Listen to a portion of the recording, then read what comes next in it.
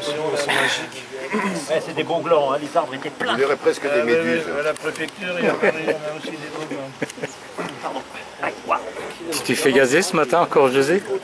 Oui. Devine. T'as pris un abonnement? Monsieur le maire, vous pouvez nous expliquer pourquoi vous avez pas très cher? Écoutez, je pense qu'il reste à peu près autant de droit. Bonjour Germaine. Toujours sur la brèche? Oui, C'est formidable, hein? oui. Il Ouais. bien, il faut. Ça fait du bien? Non, de te voir là. ça fait pas tellement de bien.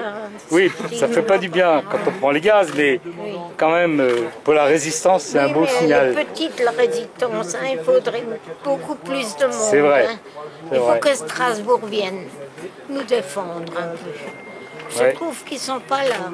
Ils nous Il y a eu manquent. tellement de mensonges qui sont rentrés dans les neurones des gens. Ils croient tous qu'ils vont pouvoir mieux circuler.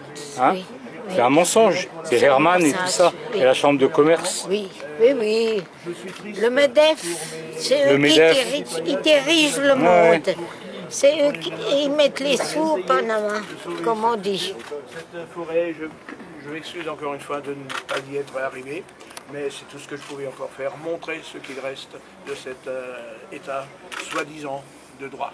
Quand on voit des ministres, il paraît qu'on a entendu il y a ce matin le nouveau ministre de l'écologie qui cautionne une route qui va comme une bombe à retardement, dans un deuxième temps, attirer dans la plaine d'Alsace tous les camions, tout le trafic international qui va déferler du Benelux vers les ports du Sud, en étant moins cher et en étant un raccourci pour eux par rapport aux Allemands qui ont mis en place une taxe et que cette taxe tient compte de la pollution du véhicule. Nous, on va leur ouvrir un boulevard pour qu'ils puissent passer chez nous.